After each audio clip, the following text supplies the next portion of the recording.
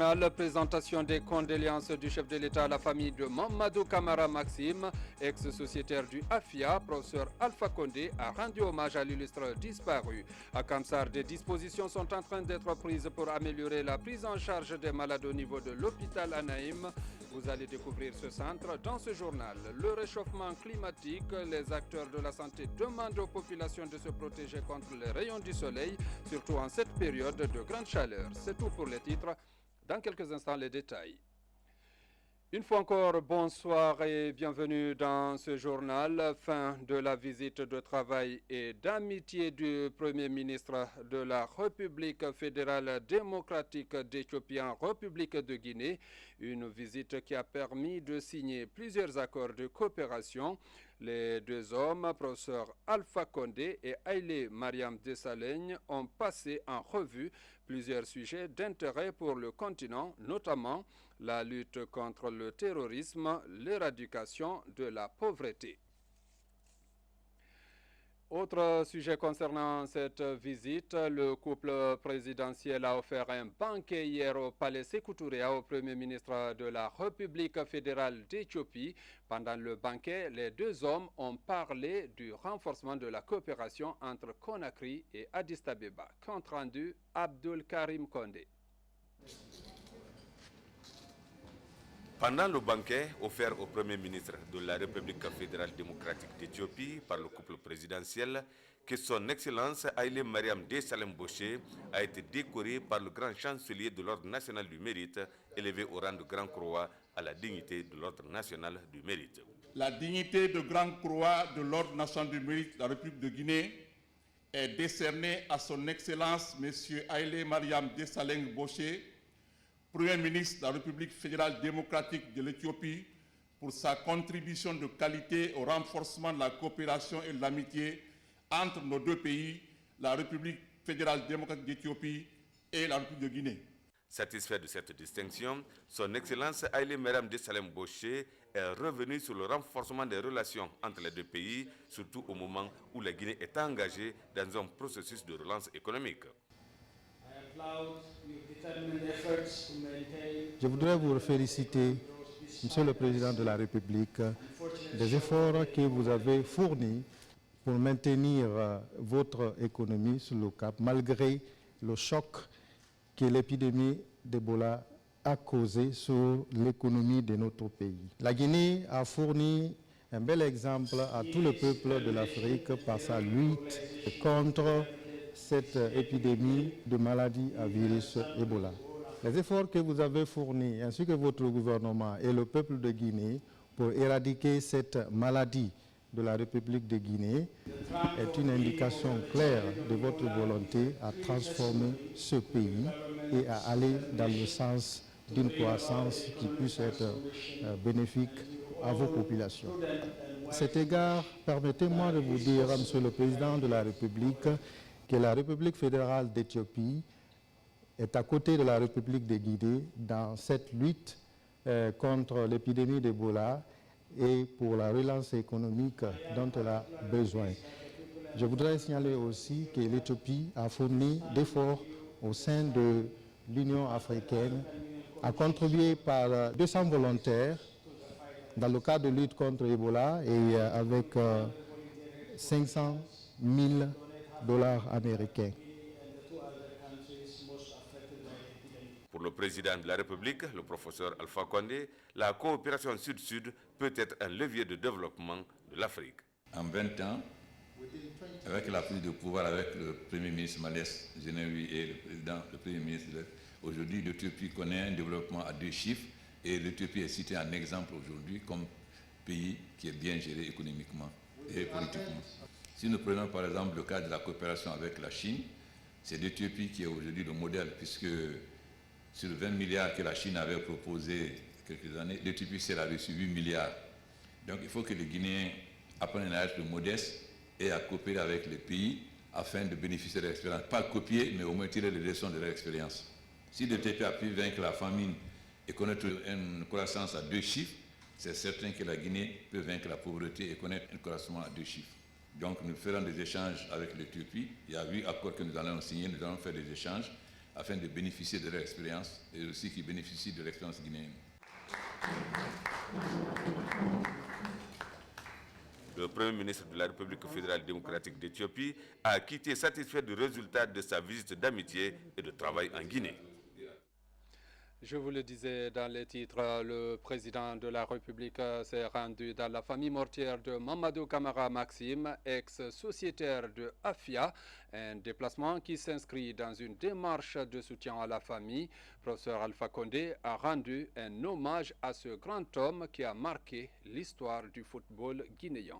Reportage Mahamoud Bari. Suite à la disparition de l'ex-sociétaire de AFIA 77, Mamadou Camara Maxime, le mardi 29 mars à Rabat, le président de la République, professeur Alpha Condé, s'est rendu dans la famille mortuaire.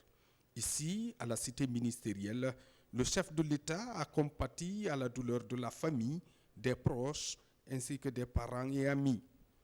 Maxime fut un des piliers dans le AFIA et le CILI des années 1960 et 1970. Il a participé au moment glorieux de AFIA au poste d'ailier gauche, coéquipier de Souleymane Chérif, ballon d'or africain, de Petit Souris et Djoléa, entre autres. Mamadou Camara Maxime a écrit ses lettres de noblesse lors de la qualification de la Guinée aux Jeux olympiques de Mexique en 1968. Il a marqué l'unique but de la Guinée au cours de cette rencontre. Maxime a également montré son talent de bon joueur lors de la finale de la CAN Kampala 1972. La disparition de ce géant du cuir rond a été ressentie par tous les fans du football guinéen des années de gloire. C'est pourquoi professeur Alpha Condé a écrit dans le cahier de condoléances, je cite, « La Guinée perd un de ses valeureux fils et nous te garderons dans nos prières ». Fin de citation. Ce déplacement du chef de l'État traduit sa détermination à soutenir les talents qui ont marqué l'histoire de la Guinée. Autre sujet de cette édition, la plateforme de concertation pour le secteur privé est née il y a quelques années.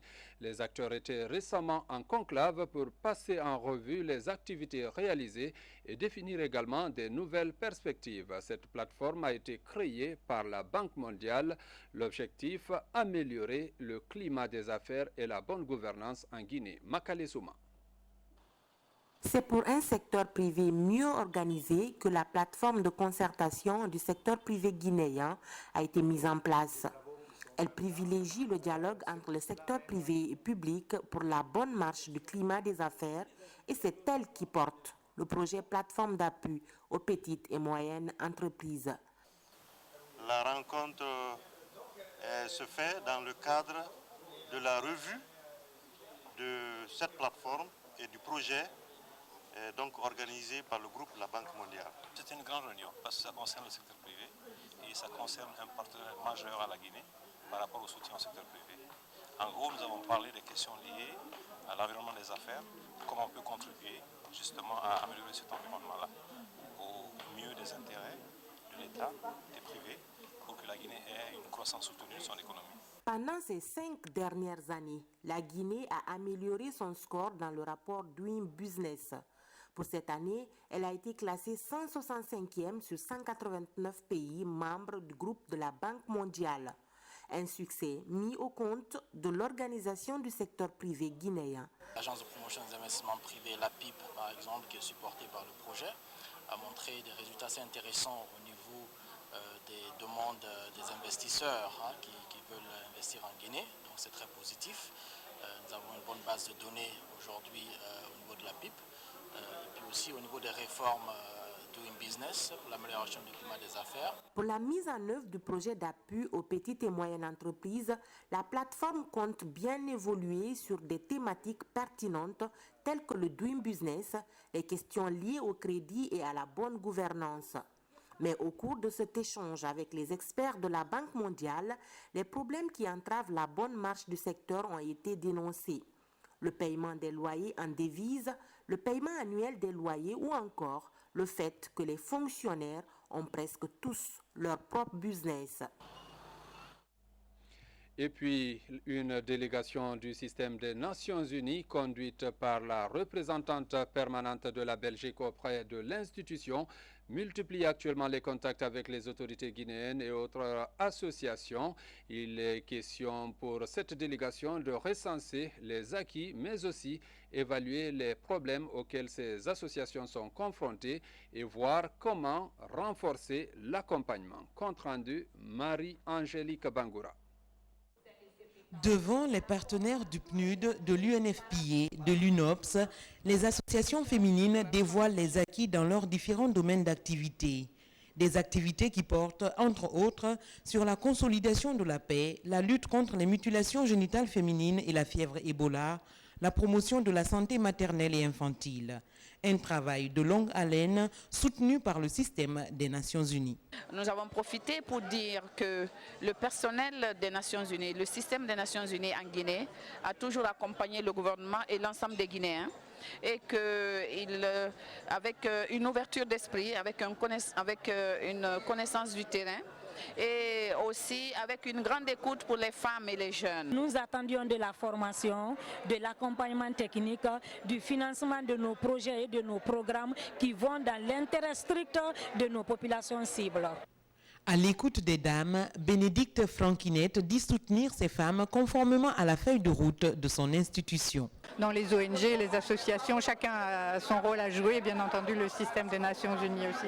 Et alors en ce qui concerne la problématique des mutilations génitales féminines, je crois que c'est un thème, bon, on a bien compris que les avancées sont très lentes en Guinée. Je crois que c'était très intéressant d'entendre les motivations profondes et les nouvelles raisons qui se sont ajoutées peut-être aux raisons plus traditionnelles. Ça, c'est vraiment un thème qui, même dans nos pays, est intéressant parce qu'avec les populations migrantes, c'est un phénomène qu'on ne connaissait pas il y a quelques années, mais maintenant nous avons des groupes de population où le problème est connu aussi. L'appui des différents projets des femmes par les partenaires du système des Nations Unies permet de consolider leurs efforts afin d'atteindre les objectifs visés. Cette délégation poursuit sa mission à Conakry et à l'intérieur du pays dans le but de recenser les projets des femmes et jeunes de Guinée. Le gouvernement guinéen s'active dans la bataille contre la pauvreté, une bataille qui passe aussi par la mise à disposition des populations rurales de structures de microcrédit au taux d'intérêt encourageant. À Manéa, dans la préfecture de Koya, une mutuelle de croissance communautaire MC2 a été inaugurée hier lundi, une nouvelle forme de mutuelle qui s'installe de plus en plus à travers le pays. Compte rendu, Thierno Ousmane Diallo. C'est un événement qui suscite une joie immense au sein des habitants de Manéa, dans la préfecture de Koya.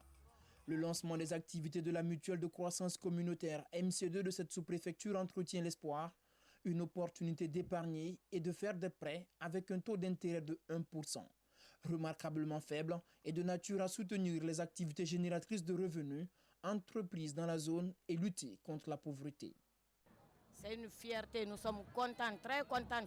La MC2 Manéa va changer le niveau de vie des femmes de Manéa. Le concepteur de ce produit, c'est lui, Paul Fokam, PDG d'Afulon First Bank. Il est le parrain international du modèle MC2 et des mutuelles financières des femmes africaines. Cette œuvre n'a été possible que par la volonté d'un homme. J'ai nommé Son Excellence le professeur président Alpha Condé, qui m'a invité personnellement de venir l'accompagner dans sa lutte pour rendre cette Guinée une Guinée agréable à vivre, une Guinée développée, une Guinée où toutes les richesses sont également distribuées à toute la population. C'est la raison d'être de MC2 de Manéa. Si les mutuelles financières des femmes africaines sont gérées exclusivement par les femmes et dédiées uniquement au financement de leurs projets, les MC2, à l'image de celles inaugurées à Manéa, sont ouvertes à toutes les couches sociales, ce qui fait d'elles des micro-banques de développement parrainées par Afulon First Bank au service des communautés. Et nous disons un grand merci au président de la République, le professeur Alpha Condé, qui a promis aider les femmes depuis son premier quinquennat. Et il est en train de se battre pour réaliser cette promesse. les femmes de Koya sont aujourd'hui très contentes.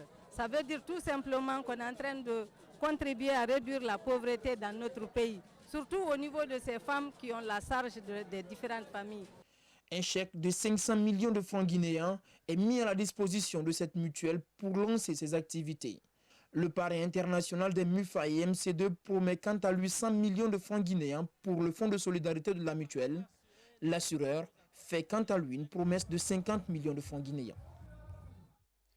Tenu ce mardi de l'atelier de restitution et de validation de la revue sur la réduction de la mortalité maternelle et néonatale, la rencontre est organisée par le ministère de la Santé et ses partenaires. Objectif, trouver les moyens pour la réduction de la mortalité maternelle et néonatale dans notre pays. Compte rendu, Diéné Yansani. La Guinée détient encore un taux de mortalité maternelle élevé. Selon les statistiques, le ratio de mortalité maternelle est de 724 décès pour 100 000 naissances vivantes.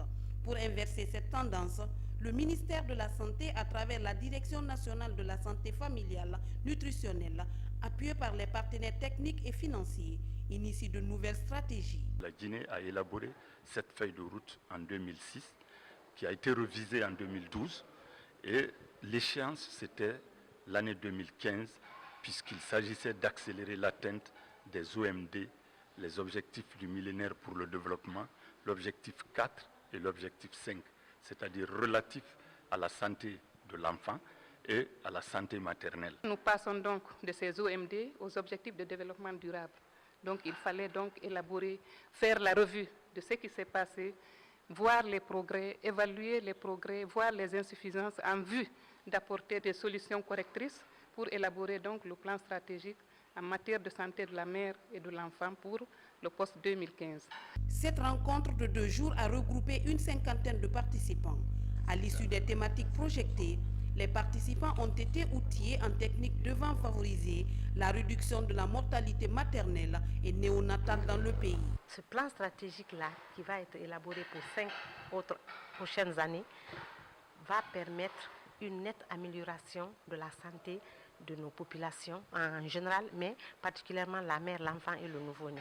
Cet atelier est la suite logique de celui de Kindia sur la revue de la feuille de route nationale, toujours axée sur la réduction de la mortalité maternelle.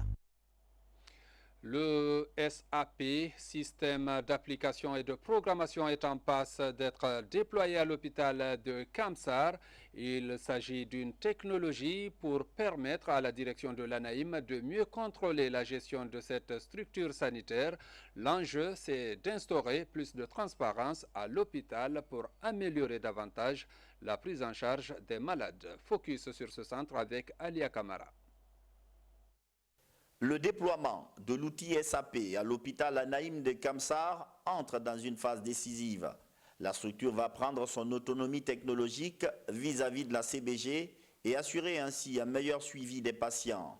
Cette rencontre de présentation du projet au personnel hospitalier est l'illustration que cet hôpital est en train de passer un cap pour devenir le tout premier dans la sous-région ouest-africaine à disposer d'une technologie si avancée.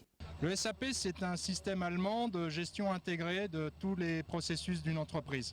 Donc c'est à la base un logiciel qui a 40 ans d'existence, qui a été amélioré au fur et à mesure du temps et qui aujourd'hui est le plus adapté dans une configuration IS Health, donc Industry Solutions Santé, pour l'ANAIM. Cette révolution technologique met désormais la structure devant des défis importants à relever, tant sur le plan de la formation que sur les prestations du personnel.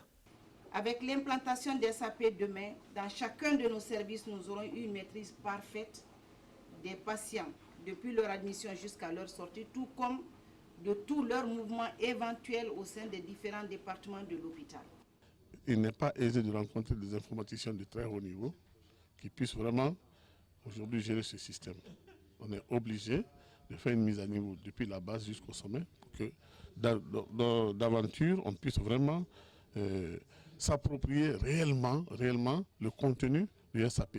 Le système sera hébergé par la CBG, mais le groupe Bearing Point garantit la fiabilité et la confidentialité des données. Cette démarche de la Direction générale de l'ANAIM de doter l'hôpital de Kamsar d'un outil technologique performant prend en compte les préoccupations sanitaires du président Alpha Condé.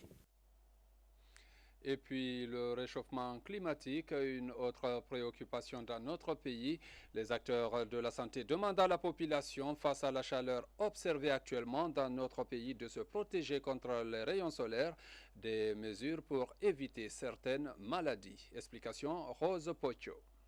Dans les rues de Kaloum, l'ombre est recherchée. Certains utilisent leurs vêtements ou mouchoirs pour atténuer l'effet des rayons solaires.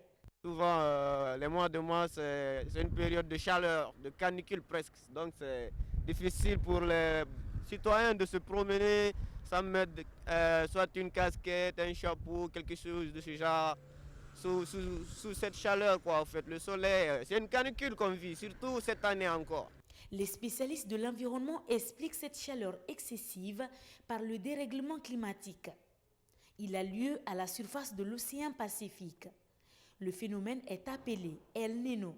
Depuis avril 2015, il a été constaté qu'un très puissant El Niño s'est installé dans le Pacifique. L'anomalie de température qui en général varie de 0,5 à 1 degré a atteint 2 degrés et plus. Donc compte tenu du fait, comme vous le savez, l'océan Pacifique occupe pratiquement le tiers de la surface du globe. Maintenant, il y a eu un stockage très important de la chaleur au niveau de la surface de l'océan. Le changement climatique est aussi accéléré par l'effet de l'homme sur la nature. L'industrialisation, la déforestation et les feux de brousse sont entre autres faits qui augmentent la concentration des gaz à effet de serre. Lorsque, par exemple, dans votre village, on arrive à couper les bois, les forêts, c'est-à-dire qu'on expose le sol.